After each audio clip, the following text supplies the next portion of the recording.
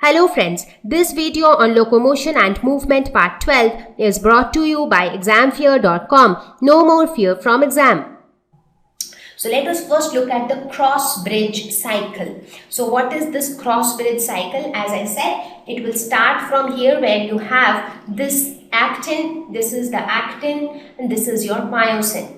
Right? Now when ATP gets hydrolyzed to form ADP and phosphate, a lot of energy gets released, so myosin gets activated. When myosin is activated, it combines with actin. So cross bridges formed.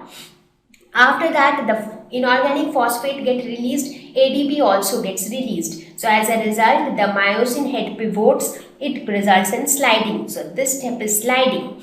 After that, the ATP comes back again and it joins with myosin. Now as soon as it joins to the myosin head, the bond between myosin and actin weakens and the cross bridge is broken. Now once the cross bridge is broken, again the ATP will get hydrolyzed to form ADP and phosphate, and this process will keep on continuing. So these steps which keep on happening over and again, this is known as the cross bridge cycle. So the cross bridge formation, sliding and cross bridge detachment. So these are the three steps which together form a cycle. So now the question is, how does the muscle contraction take place with the cross bridge cycle? So let us see how with this cycle taking place, the contraction will occur. Now let us suppose this is the resting phase. You remember this is how the resting phase arrangement would be. These are the Z lines and this portion is the I band, that is the isotropic band, and this portion is the A band. And what about this portion? This is the H zone. Please recap if you have forgotten what is A band, I band, H zone. So this is H zone, that is completely dark with no overlap. So you see these lines, the light lines are the thin filaments, that is actin, and the thicker lines are the thick filaments or myosin. Now this is the resting phase. Now when the contraction is initiated, that is when more and more calcium ions are pumped into the sarcoplasm, what will happen? This bonding will take place. Now when this formation of cross bridge will occur, after that sliding will take place. Now as soon as sliding takes place, what will happen? There will be a little bit of shortening of the sarcomere. So if you see, the Z lines are pulled near each other. So the Z lines are pulled near each other.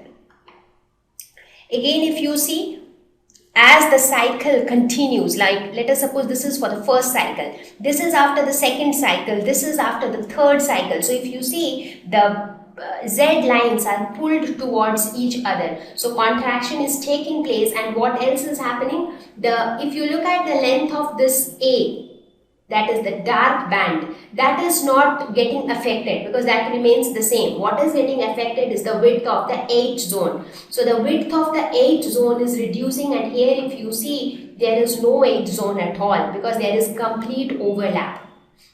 So that means the H zone width will keep on reducing, and this is how muscle contraction take place with the cross bridge cycle. Now the most important question is, when will this process of contraction stop?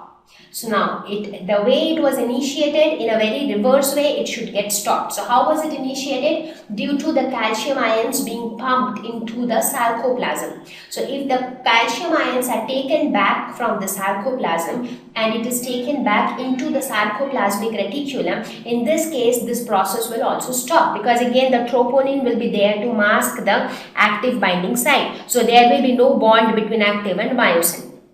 Right? So the cross bridge cycle involves two things: formation of cross bridge and breaking of cross bridge. And in between these two, there is a step where sliding occurs, and this sliding results in the contraction. Now with each cycle, more sliding occurs, hence the sarcomere shortens gradually. Now, this cycle continues till calcium ions are pumped back to sarcoplasmic reticulum. So, once the calcium ions are pumped back into the sarcoplasmic reticulum, so this process or the cross-bridge cycle will stop. Now, as soon as the cross-bridge cycle stops, what will happen? There will be no more contraction. So, the actin and the myosin filaments will get back to their relaxed state, or they'll get back to their resting phase. And then again, when this process starts, or when this is initiated, again contraction will happen. So that is how the muscle contraction and relaxation will take place. Now the question is how this muscle contraction and relaxation results in movement. Now that is in coordination, or that has to be in coordination with the bones and joints of the body. So for that we need to talk about the structure of bones and joints as well. So in the next section of this lesson, we will talk about the skeletal system of the body. So there we will talk about the bones, and then we will understand how the coordination happens between the muscles and the bones. Now, another important point to be noted here is that we saw that ATP also plays a very important role here. Right? So now the question is, ATP is nothing but energy. So ATP is needed means energy is needed. So now how is this energy provided? Now there are many different ways that different muscle cells utilize energy. There are some muscle cells which are rich in the oxygen containing component called myoglobin. So those kind of muscle cells, they have enough mitochondria, and if they have enough mitochondria, that means they can produce ATP on their own. So that is these kind of muscle cells which can produce ATP on their own utilizing oxygen, they are called aerobic muscles. So those kind of muscles are called aerobic muscles. So they have good amount of myoglobin. So myoglobin is a pigment which contains oxygen, and they also have enough mitochondria. So they are the powerhouse of energy, so they can produce ATP. So that is one set of muscles. There is another set of muscles which are called anaerobic muscles. So these muscle cells do not have much of this pigment called myoglobin. So they did not have these myoglobin. They also have few mitochondria, not too many mitochondria. So if they do not have much mitochondria, they do not have oxygen also. So that means aerobic respiration is not possible. So they have to depend on the anaerobic process for producing energy. So anaerobic process would be the lactic acid formation, and those kind of methods are to be relied upon. So generally the aerobic muscles, since they are rich in this pigment called myoglobin, which is red in color, that is why these type of muscles are red in color, whereas due to the absence of myoglobin, these are pale or white in color. So again, these are the two sets of muscles based on the way they bring ATP. So how do they get ATP? Okay, so thank you. Please visit www.examfear.com to watch more videos, attempt free online test, get free study material, find tutors and mentors. Thank you once again.